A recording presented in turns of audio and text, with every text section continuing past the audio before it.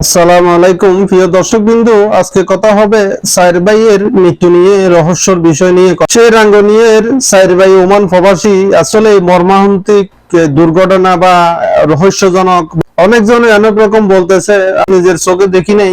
আমরা কিছু একটা বলতে গেলে, হয়তো বানাইয়া বলতে গেলে সেটা বিপদের মধ্যে পড়ে যায়, কিন্তু আমরা এ ধরনের কিছু বলতে চাই না। যাক, তারা মৃত্যুবরণ করেছে, আল্লাহ তাআলা তাদেরকে নিয়ে গেছে।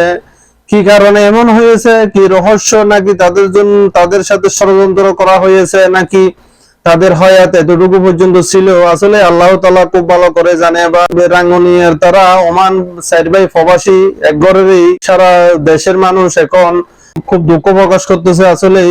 আর আমরা সৌদি আরব প্রবাসীর পক্ষ থেকে তাদের পরিবারের প্রতি সমবেদনা জানাচ্ছি। আসলে দুঃখ প্রকাশ করতেছি, আমরা দুঃখ প্রকাশ করা ছাড়া আর আমাদের প্রবাসীদের আর কিছু করার নাই। কারণ প্রবাস জীবন খুব কষ্টের জীবন এমনি।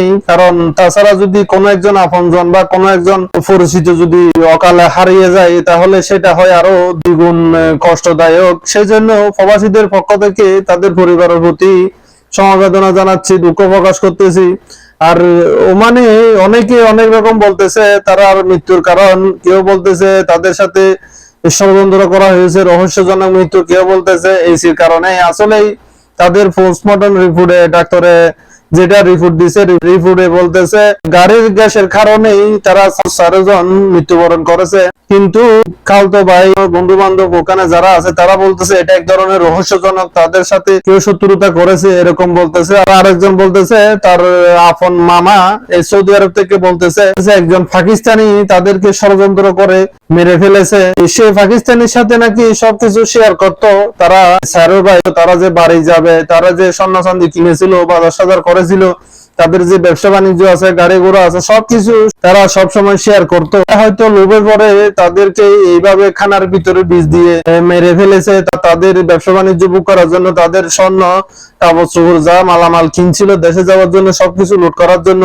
এরকমই বলতেছে তার মামা সৌদি আরব থেকে লাইভের মাধ্যমে। যে পাকিস্তানির কথা বলতেছে, মারা যাবার পরে নাকি সেই পাকিস্তানি দেশে চলে গেছে, পাকিস্তান চলে গেছে। এটা একটা এক ধরনের রহস্যজনক। মামায় দাবি করতেছে তাদের সাথে পাকিস্তানি ষড়যন্ত্র করেছে, হত্যা করেছে, এরকম বলতেছে। কিন্তু ওমানের পুলিশ পোস্টমর্টম রিপোর্টে বলতেছে তারা গ্যাসের অক্সিজেন থেকেই সবাই মৃত্যুবরণ করেছে। আসলে কি হয়েছে কি হয় নাই আমরা আসলে এত দূর থেকে বলতে পারি না। আমরা সৌদি আরব প্রবাসীর পক্ষ থেকে তাদের সমবেদনা জানাই। সবকিছু মালুম আল্লাহ। একই ফ্যামিলি সাইর ভাই যে দুনিয়া থেকে বিদায়, এভাবে বিদায় নিবে কেউ কল্পনাও করে নেই, কেউ ভাবতেও পারে নেই। পাড়া প্রতিবেশী, আত্মীয় স্বজন, প্রবাসীরা কেউ ভাবে নেই এরকম হবে। আসলে আল্লাহ তাআলা তাদেরকে বেহেশত নসিব করো। প্রবাস জীবন এমনি কষ্টকর, তার ভিতর যদি কেউ একজন হারিয়ে যায় বা কেউ একসাথে যদি 2 জন 3 জন বা 4 জন হয়ে যায় বিষয়টা, তাহলে আরো মর্মাহত। আমরা সবাই খুব দুঃখ প্রকাশ করতেছি, খুব মর্মাহত হয়েছি। আমরা শেষ পর্যন্ত এটাই বলতে চাই, প্রবাস জীবন করেন, প্রবাস করেন, আপনি প্রবাসে থাকেন, কিন্তু নিজের সেফটির কথা আগে চিন্তা করবেন। একটি দুর্ঘটনা সারা জীবনের কান্না। সবাই ভালো থাকবেন, সুস্থ থাকবেন। আমরা সবাই মর্মাহত। সবাই ভালো থাকবেন, সুস্থ থাকবেন। আল্লাহ হাফেজ।